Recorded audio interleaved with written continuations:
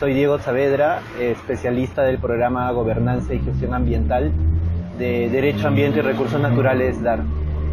La hidrovía amazónica es un proyecto emblemático por diferentes motivos, ¿no? Es primero un proyecto de infraestructura que busca el dragado de los 4 de los principales ríos amazónicos, Huallaga, Marañón, Ucayali y Amazonas, para mejorar la navegabilidad de esta parte de la Amazonía.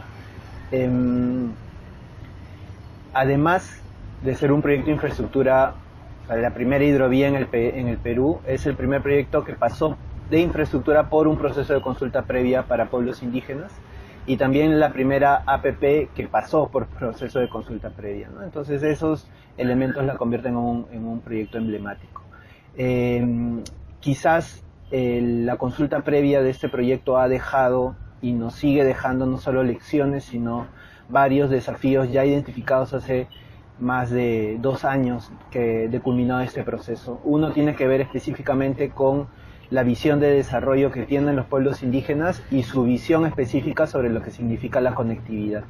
Y el otro desafío tiene que ver con los mecanismos de participación ciudadana, y en este caso indígena, que tiene el Estado y que facilita el Estado a través de diferentes herramientas para que justamente estas poblaciones puedan ser parte de la conceptualización, evaluación, diagnóstico y posterior implementación de estos proyectos.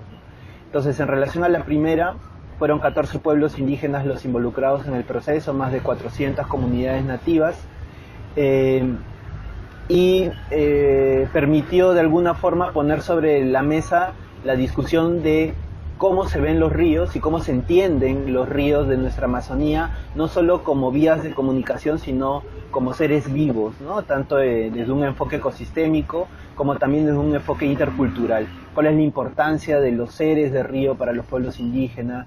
¿Cuál es la importancia del río como un espacio de conocimiento ancestral? ¿Y cuál es la visión de estos pueblos locales sobre el transporte, ¿no? Tomando en cuenta lógicas de tiempo-espacio? En base a eso se llegaron a más de 70 acuerdos en este proceso de consulta, que permitió la incorporación de sabios y sabias indígenas en el proceso de levantamiento de información y proceso de elaboración de los estudios de impacto ambiental. Sin embargo, una vez desarrollado esta etapa de levantamiento de información, ha venido, y ese es el segundo desafío, el proceso de participación, en donde la empresa y el Estado tenían que dar cuenta, o han debido de dar cuenta, de cuáles son los avances en materia técnica y en la identificación de los impactos. Y es este momento en el que nos encontramos, en el momento de compartir información, de empezar a evaluar los instrumentos elaborados, y aún hay muchas dudas sobre lo que significa el proyecto en términos de impactos y sobre todo de cuál es realmente el beneficio que puede traernos, ¿no?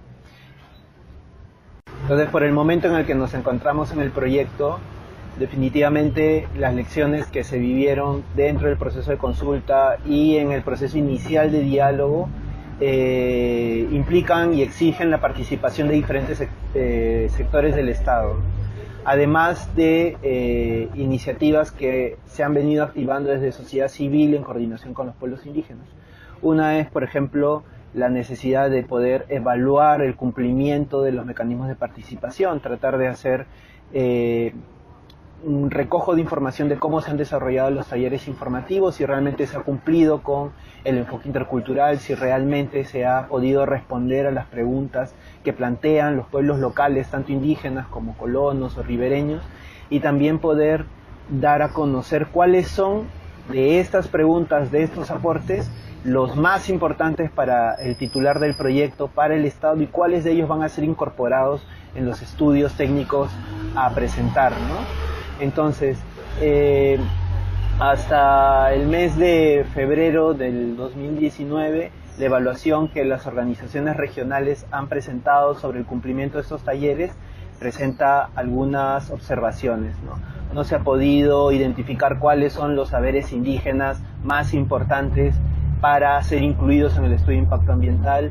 no se ha compartido información homogénea en los diferentes talleres. En algunos se habló sobre el cumplimiento del contrato,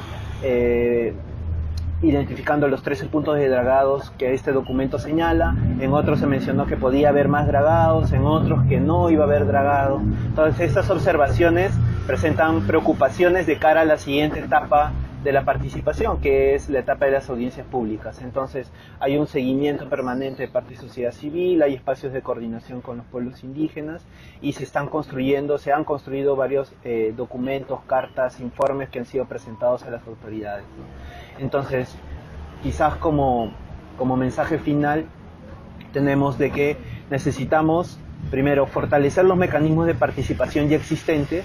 Es decir, hasta este momento se tenían y se tienen mecanismos de participación tanto en el momento de elaboración, discusión del contrato, en el momento de elaboración del estudio de impacto ambiental y posteriormente en el proceso de evaluación y la posterior, ya una vez aprobado el proyecto, durante la implementación y vida del proyecto.